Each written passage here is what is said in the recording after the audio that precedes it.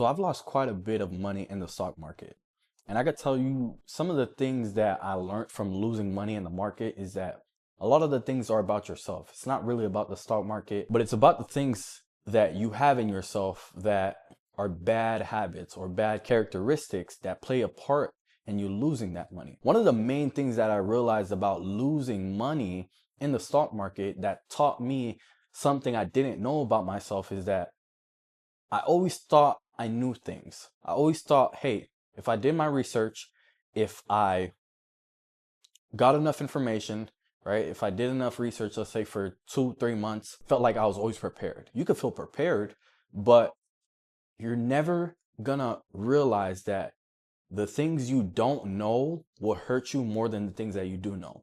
The things you do not know about the stock market will hurt you way more than the things you do know. I thought I knew a lot, but then losing money actually taught me you don't know as much as you think you do. If you guys are listening to me, that like you understand that you don't know as much as you think you do. The information that you think you know, go do more research. Go look at twice the research. Go look at news. You have to go 2x, 3x, whatever you're doing right now to bring in that knowledge, right? That's what I learned.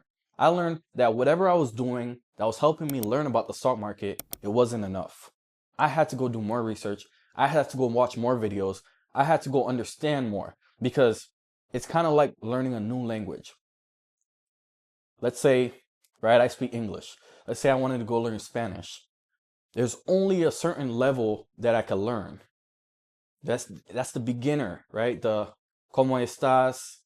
The bien, et tú, right? Those are like beginners. But then once you get into that secondary, intermediate level, there's another level that you have to go to. And you might be talking to someone who's very fluent and they'll look at you and be like, no, that's not how you say that word.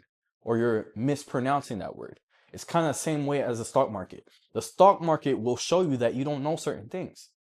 But the consequence this time is not someone telling you, hey, you don't know this, let me teach you. It's one of those things where, hey, you don't know this, I'm going to take your money. That's really what the stock market teaches you. It teaches you that you do not know enough. It teaches you that whatever it is that you think you know, you got to go learn even more.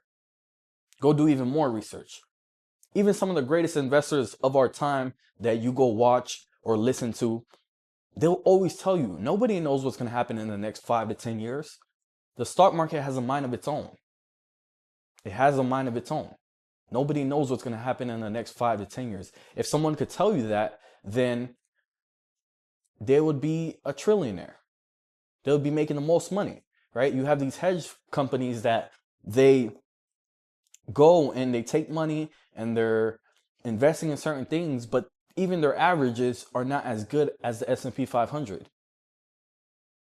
So people that will tell you that they know what they're doing, yeah, they might know, but people don't know the future. We don't know the future. We don't have a crystal ball. So everything that we have in front of us, the present, that's all we have.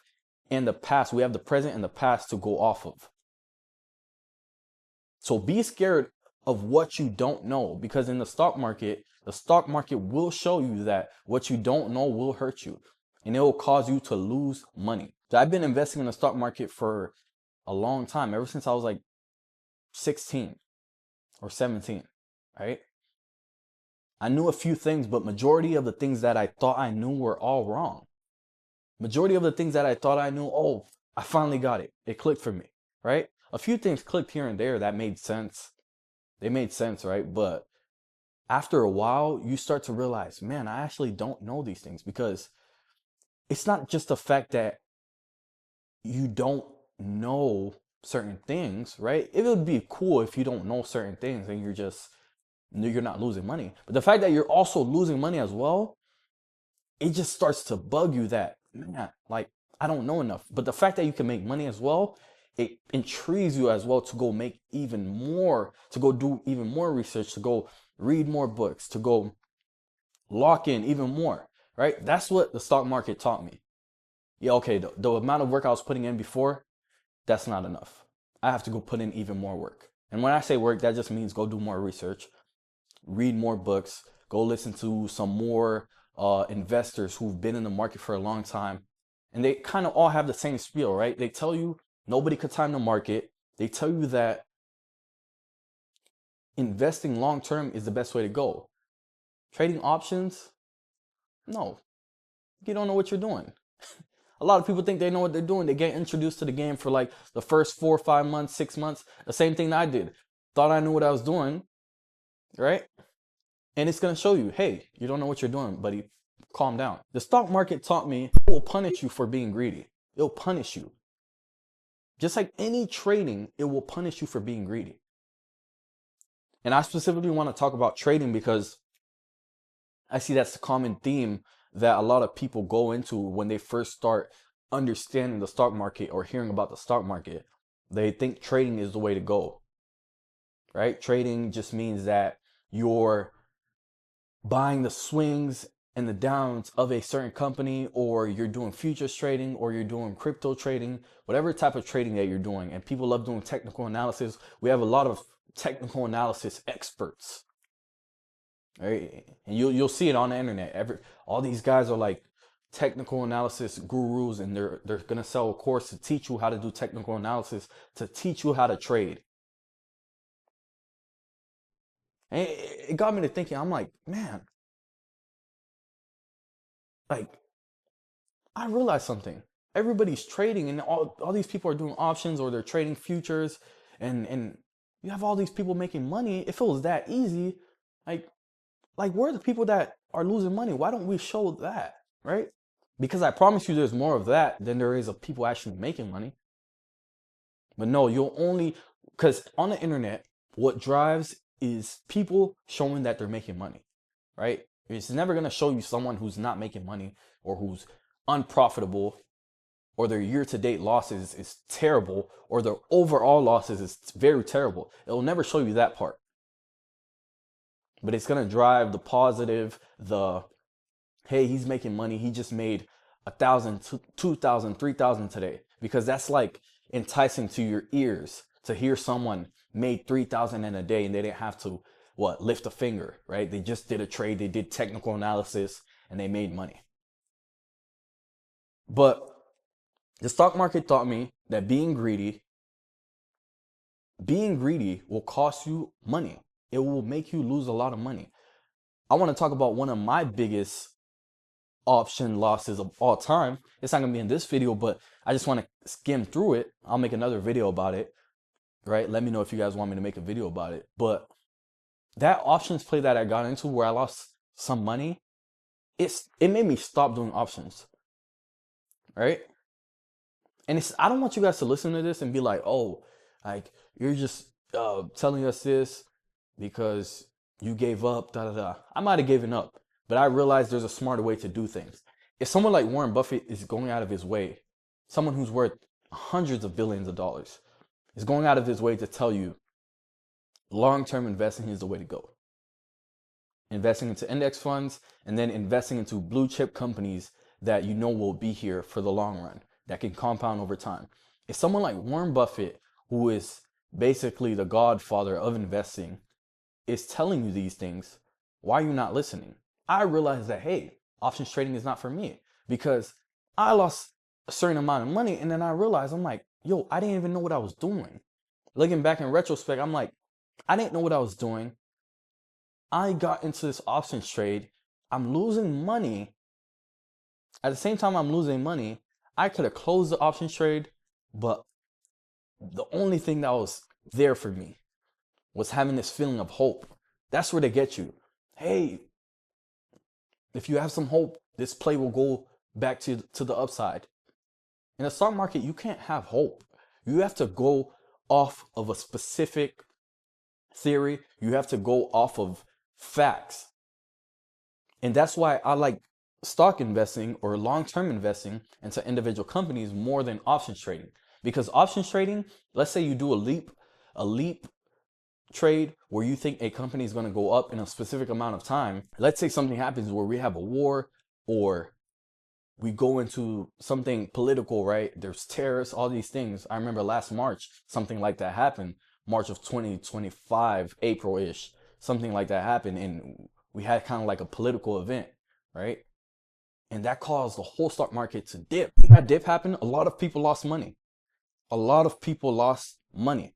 They weren't going to admit it online, but they lost money, and they weren't going to be authentic and share that with the public. But that's the nature of doing options trading. If you like that risk and you want to take that risk and lose money, right? There's a risk to reward ratio when doing options, but people don't speak about the ratio being very favoring towards the actual losing money part of it, right? Because the risk is greater than the reward when it comes to options trading. You're losing more than you're winning in options trading.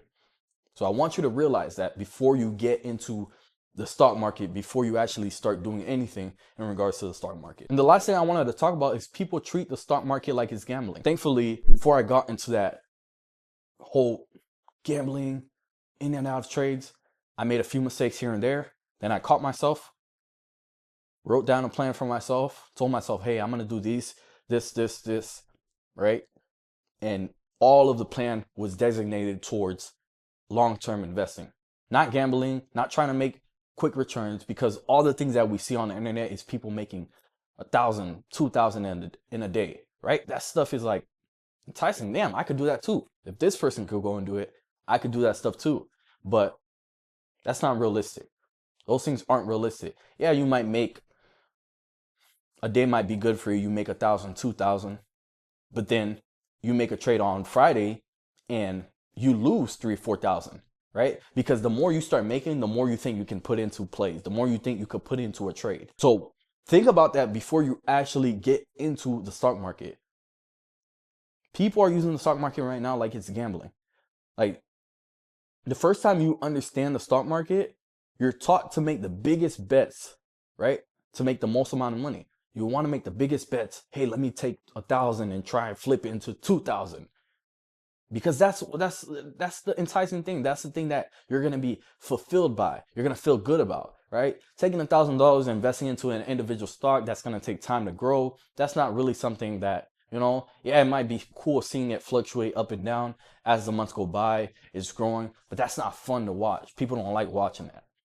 So they rather stay and do options trading. They rather trade crypto and lose money rather than doing long-term investing. I'm going to always be an advocate for long-term investing, whether it's via ETFs, whether it's via stocks. You're doing research on your stocks and you're picking individual stocks that you think will be good in the long run. That I'm going to always be an advocate of that, right? I'll never, ever not be. So the people using investing like it's gambling, you have a choice to make.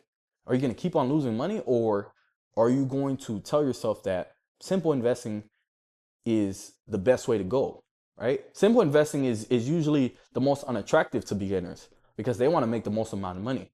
And once they get that euphoria or that feeling of, damn, I think I understand this, let me go do options trading just to make some quick money, 200, 300 in a day. Then they start realizing, looking at their P&L, man, I'm actually down this year by like 2,000, 3,000, 4,000, right? Because you've actually been losing money. Man, I'm rambling too much, but thank you for watching this video. I hope this kind of taught you a few things. These were the lessons I had to learn. I learned a lot of way more lessons about myself than anything, right? It didn't teach me a lot, but it taught me a lot about myself, right? It taught me a lot about greed. It taught me a lot about trying to chase quick money, right? And I'll always be the person to admit my flaws and the things that I did wrong early, because that's part of life, right? We all make mistakes. So if you're someone watching this who could learn from my mistakes to not make the same mistakes, I want you to listen up, man.